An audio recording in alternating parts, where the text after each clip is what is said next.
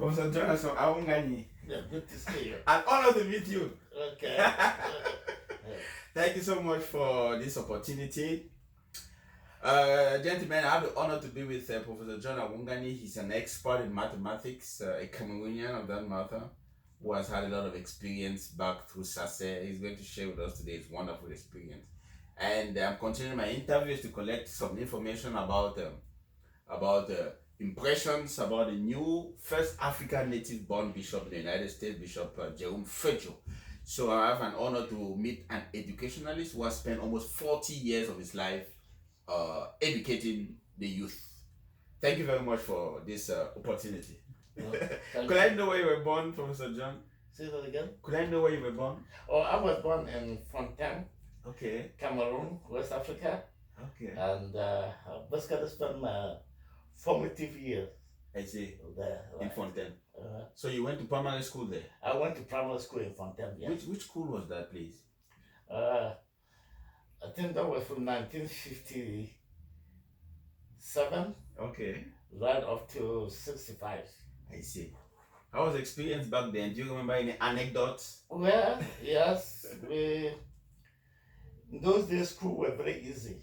Okay. You have a teacher, they run themselves, the principals, and everything. It was easy way to run the school. Okay. Because we were learning new knowledge, we were trying to get information.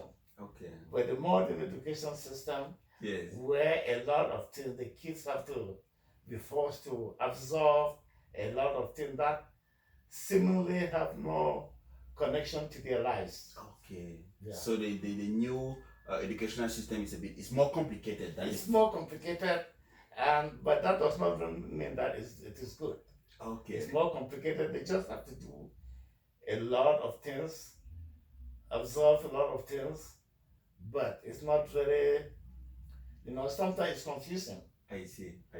So you spent 7 years in Fontaine? Right. Did you used to trek to school? No. Or you used to go by car or trek? Yeah, I trekked to school. Oh my God. Yes. So it was not an easy. Yeah. Did you enjoy trekking? Yeah. Well, because I was with my brothers and some other kids in the neighborhood. Okay. We all used to walk together to school. Ah. So you it was enjoy fun. the company Yeah. of children? Yes. Sometimes we go early Yeah. and somebody's not there, we will spend about 10 minutes waiting for them. Oh my God. So that we can walk together to Can school. you imagine? So the solidarity was exceptional. Yeah. So you finished there, you had a first school living certificate? Right. And I then, had something called first school. what happened then? When I had that, I had an opportunity. I wrote a comprehensive exam. Okay. And I passed that exam, so I went to secondary school far from my hometown, Okay. called Sasse College. Oh, Yeah. which batch was that, if I may ask? Right. Which batch? I was 1965.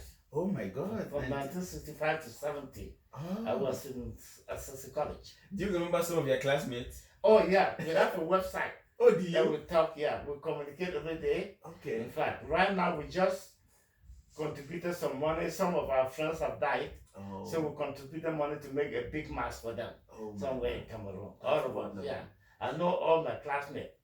Those who are alive, Yes. we communicate with them. Is Father Martin Kima your classmate? Yes. he was my No classmate. wonder. I read that article in the Sun newspaper. Right. Oh, that he was honored. Yes, he was honored. Oh. He's like yes. Oh, I see.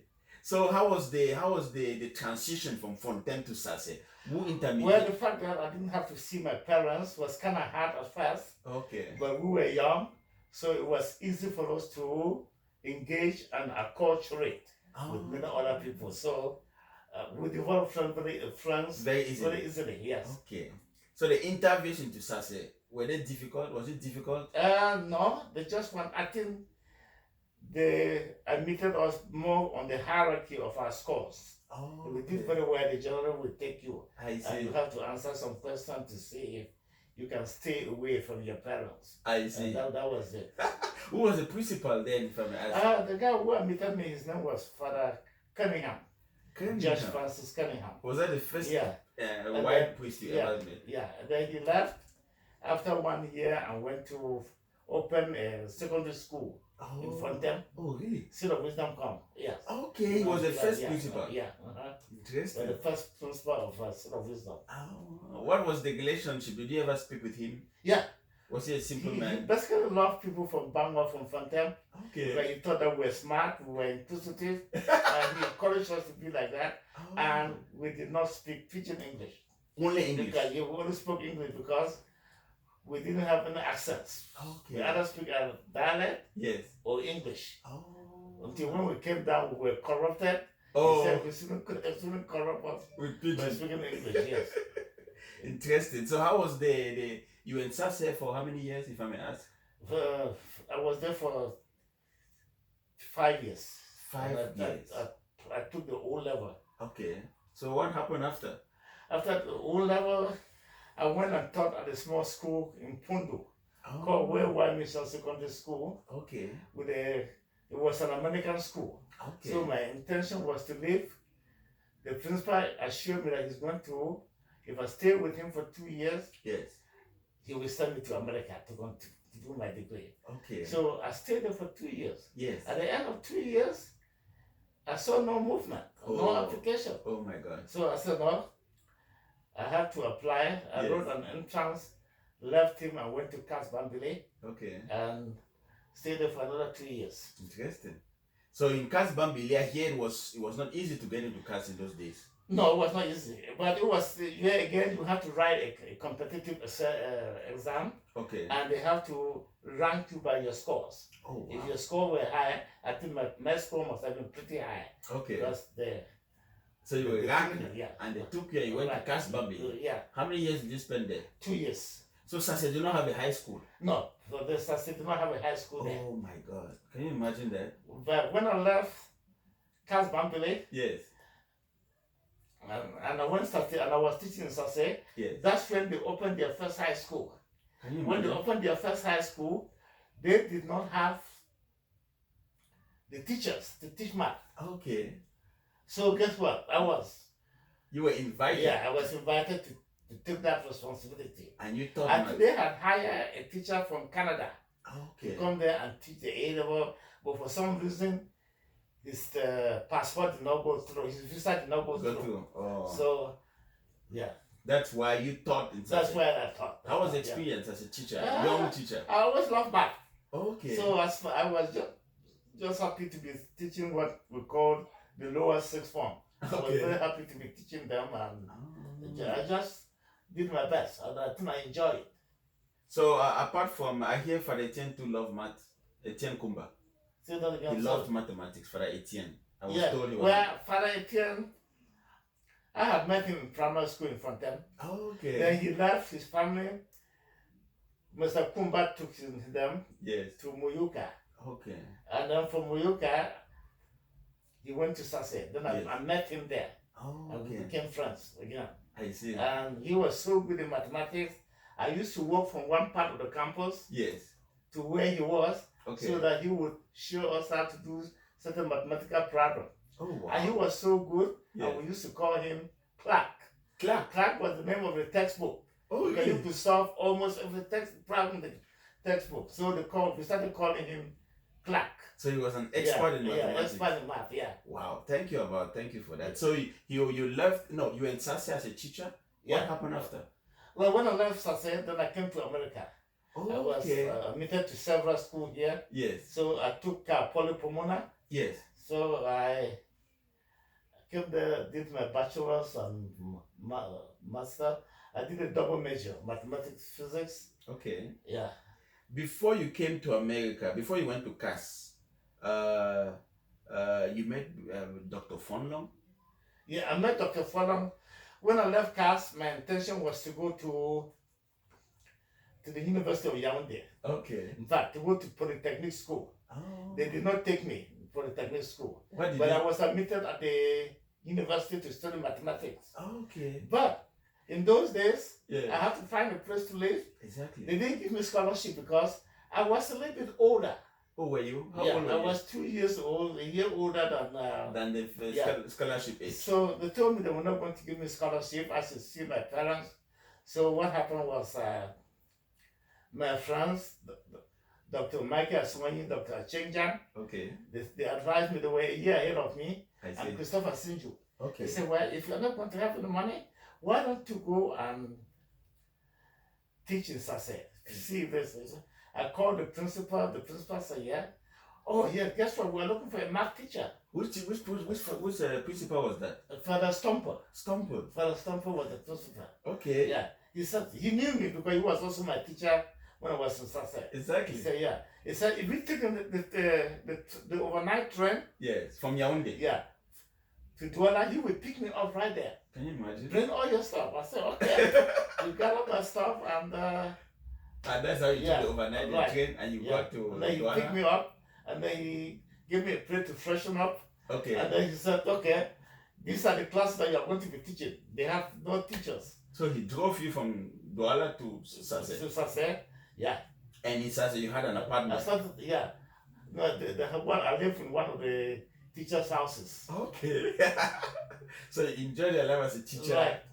And then from there, after that, you went to CAS. Right. Then from CAS, no, that was after CAS. No, after that, I came to America. You came to America. After Sasse, I came to America. Tell me about the experience with Dr. Fonno. Dr. Fonno. Yeah. You said you Well, spent Dr. Fonno, the reason why we met Dr. Fonno when we were trying to start the university, we went to his house. Oh, really? And he was the minister. Yes. So we stayed in the boys' quarters. Yeah, there were not many Cameroonians in Yaoundé, West Cameroonian there. Okay. So we stayed and then he came and talked to us. He What said, did he you say? are going to Yaoundé? I said, yeah. You are going to the university? I said, yeah. He said, okay. He advised us. There were like 5 of us who were going to the university. Yes. He advised us that whatever you do, yes, don't distract from your studies. Okay. So be the best you can and always aim to be the best. Okay. Wow. Yeah. And but obviously I did not go to university. Okay. Yeah. So you came to the United States. Was it difficult to come to the United States in those days? In those days it was not very difficult because I had like 6 admissions. Oh my God. I had like 6 admissions. So the only thing was it was like $20 to apply for it to a school. So I had a friend here in America who did the application for me. Okay. And I was accepted because I have sterling grades. Yes. A-levels and Wow. So you were expected, and which one did you choose? Which university? I chose Cal Poly Pomona because the school gave me a lot of scholarship, a lot of money. Oh wow! So you came. The one that gave me gave me admission, but they didn't give me money. Exactly. So I choose the one that gave me money. So you came and you did a bachelor's in mathematics. I got a bachelor's in mathematics and physics. Wow. And then I went to graduate school. Yes. In the same school, Cal Poly Pomona, and got a master's degree. Okay. In mathematics. Which was that in California? Yeah. Okay. It's in California. It's called California State Polytechnic University. So after that, what happened next? After getting the master's? After that, I applied to do a PhD at the University of California, Riverside. Okay. And how did the PhD go? The PhD program, where I met this beautiful lady. Oh. And my school became secondary. Okay. So after about 2 semesters, I dropped out. Yes. And started working. I see. With my wife. So I was always thinking of being with my wife. I see. Yeah. Okay, so you lectured mathematics? Yeah, after that, after about working, I worked in the industry first. Oh. I was a salesperson. Okay. At Radio Shack. Yes. One of that company, I forgot it. Okay. Southland Corporation. Yes. So I was a salesperson for about 34 years. Okay. Then I found that was not good for me. So I went back to teaching. Oh. My wife was already teaching. Yes. So I went back to teaching and you taught for almost 40 years. Yeah. He taught, dear viewers, he taught, he was a lecturer. I taught higher math at the high school. Okay. You know? So a teacher. Calculus and statistics. Okay. At the Department of Mathematics in San Bernardino Valley College in California. Yeah, after about 10 years working, yes. I also took a part-time job at the community college. Okay. I was so impressed when I read the testimonies from your students. Yeah. They said you're an exceptional teacher. Yeah, all the students, yeah. Well, one of the things that when I started teaching Yes. was to find out that, hey, you have to try to help the student. Okay, that's what. That is your ultimate concern, to make sure that the students are better than you make them. Oh. So you also want to make sure that you don't give them shortcuts. Okay. So what the student appreciated that. They really appreciated that you challenge them, okay. You motivate them, Wow. and you guide them. Wow. Because sometimes the kids coming out of high school, they really don't know anything. Exactly. So they want somebody who will not only be a friend, yes, but you will also be an authority figure. Okay. You will also be able to motivate, challenge, and push them.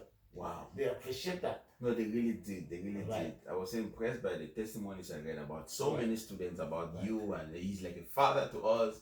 He encourages us. He motivates us. Right. Wow. I Yeah. I really admire you for that. Yeah. So now, you spent 40 years as a teacher. I spent 40 years teaching, and the reason why I left. Yes. I'm almost 70 years old. Wow. The reason why I left is I've gone 5 more years, but my eyes and my hearing. Because you see that I'm asking you to repeat some questions. Okay. Yeah. My sight and my hearing were not very good. So I have to have an operation. So I have to live very reluctantly. Okay. How did it was also good to give other people a chance. Exactly. To come and enjoy the student. That's good. Thank you for that. That's interesting. Yeah. So how is it in retirement? How are you enjoying it? Well, when I retired, you're not going to believe this. Yes. Pandemic. I was right in the middle of pandemic. Oh my God. I couldn't go anywhere. Can you imagine? My wife did not want to take any risk. Yes. So I basically stayed home. Okay. And which was very excruciatingly boring. Yeah. I tried to go somewhere. Yes. They asked me to stay in a hotel for 2 weeks. Can you imagine I that? said, well, how can I stay here for 2 weeks? Who is going to pay for that? Exactly. They said, what we're going to do, we're going to give you a discount. The discount still come out to more than $1,000 a week. Exactly. I said, no.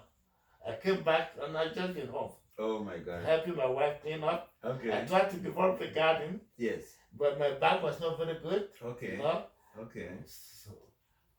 So apart from doing garden work, you really wanted to travel. Yeah, I really wanted to travel. And the pandemic came and... Yeah.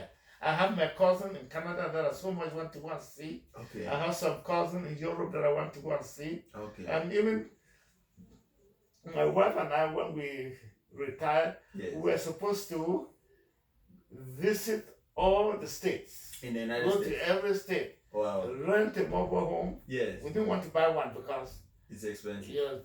It's not really expensive. It's the place to store it. Exactly. You don't want to buy something, spend 80,000 on something that will sit there looking at us. Okay. So we wanted to rent one and go from one state to another. From one state to another.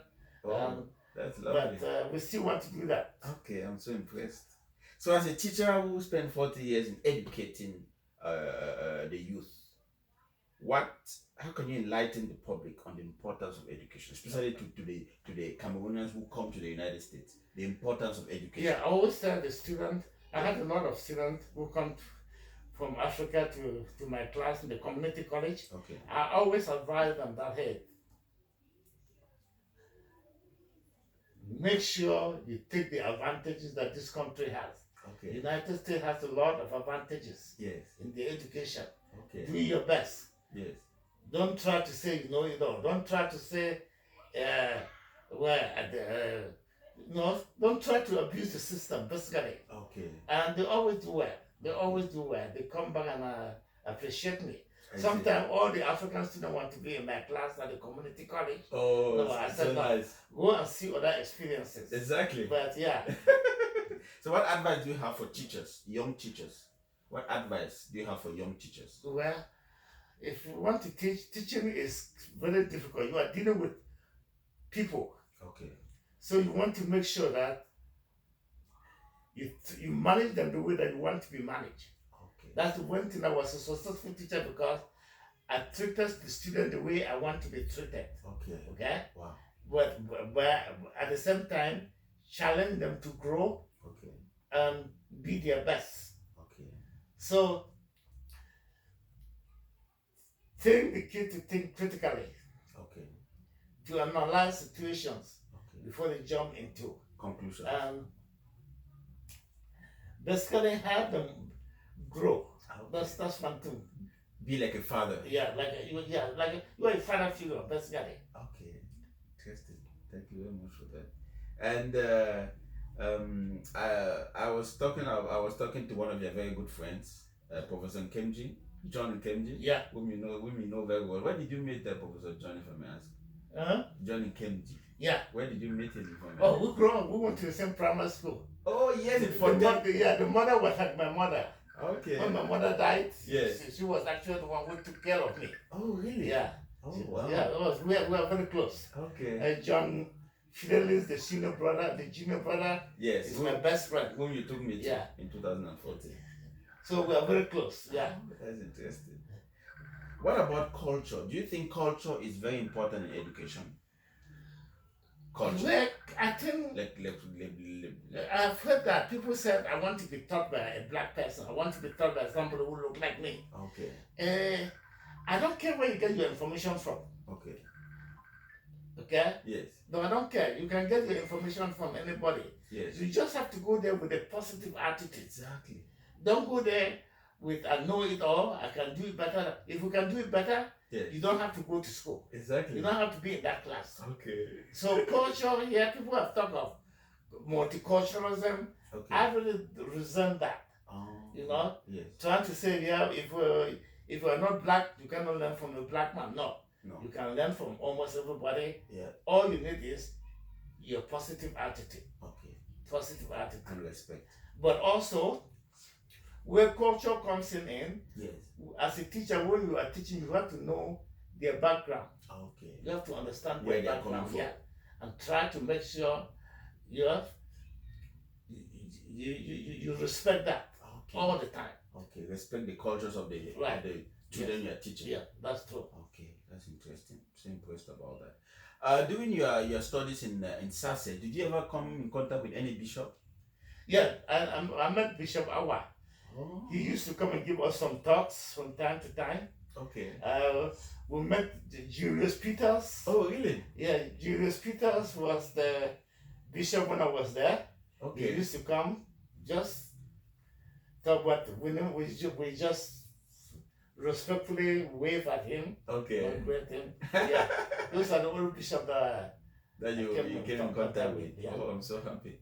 So now we have the very first African native bishop in the United States of America from Cameroon. That's breaking news. Right. That is very good. When I heard that, I was very happy. Bishop Feudjio. Yeah. Yeah. He is one of us. I'm very happy. Yes. I think he can be able to. These are two different cultures. Okay. He can take the best thing that the Cameroon culture have to offer. Okay. And take the best thing and give it to the Cameroonians. Okay, so interchange. Interchange culture. Wow. Not everything is good in all. In both. In every Okay. So you always want to every situation. You always want to find the best. Okay. Do some kind of compromise. I see. Best in both. Okay. So that's the wish. Yeah. You hope that it's going to be able to mediate between the two cultures. Your culture, your background is not going to disappear, but you always want to find the best thing that is going to fit wherever you are. Okay, thank you so much. To conclude this wonderful interview, do you have any message for the young people who are watching you, young people who are eager to get education? Because you were very eager to be educated. Yes, my message is always the same. Education will open so many doors. Okay. So when you take it, don't take it as a given. Okay. Take it as something that you want to use it to improve your life and to improve the life of your community and the life of people around you. Okay. Dear viewers, it was an honor to interview one of an erudite educationalist, John Awunganyi, who has had 40 years of teaching experience here in the United States. In Sasse, he taught for 2 years, and then here in the United States, he's a specialist in mathematics. Before I conclude, I forgot to ask you, why why you found mathematics so easy. Is it because of the teachers who taught you? Yes. Okay. I think the teachers Yes. taught me. I also have an inquisitive mind. Oh. I like to figure out how things work, and I enjoy. Well, if you have a passion for anything, Okay. things will be easy. Oh. I've seen people say, "Oh, I cannot do that." Okay. No, if you have a passion for something, yes, guess what? It will come easy to you. Okay. So passion is a watchword. Passion, yeah.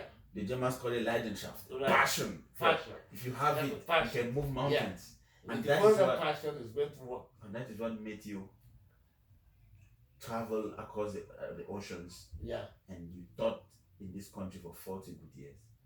Okay. Thank you so much for this. Dear viewers, passion, as he has said, is the watchword. And I want to thank you very much for the opportunity. Thank you very much. It was a pleasure to meet you. I've watched some of your videos and very interesting. Are they interesting? Yeah. Anything specific? I watched the one with my friend Dr. Awunganyi. Okay. I watched it twice. Oh, and really? I told my wife to watch it also. You know these videos are for enlightenment. We are trying to educate using videos. Right. Because nowadays people don't read. People prefer to watch and learn directly by seeing the person talk. We have to upgrade our technology. Technology has come, and you are in the best place to compare. Yeah. In those days when you could, how many hours you took to write a letter with the typewriter, and now you have your iPad, just type. Yeah. So we have to follow. Information is right on the tip of the student right now. Okay. And the libraries are right there. You can just Google any information. Okay. You can get it. Yes. But you also want to make sure that not every information that is on the internet is correct. Is correct or true. So you have to learn how to analyze it. Okay. And your education, your critical thinking, will help you find out what is false, what is fake, and what is unreliable. Okay, so that's the advice you are giving to the youths who are so immersed into internet. It's a good thing, but they should have a critical mind. Yeah. Okay. And that's what distinguishes somebody from. That's true. Dear viewers, it was an honor to speak with one of the Cameroonians erudite mathematics lecturers in the United States. I thank you very much for the time he gave to me. We are actually conducting this interview in Dallas, Texas, because he flew in today, and I'm so blessed to extract this material from him. Thank you so much, teacher. Thanks a lot. Educationalist. May God bless you always, and please enjoy your retirement. Okay. I hope that the pandemic is going to be over very soon. Thank you. Thank you, viewers. God bless.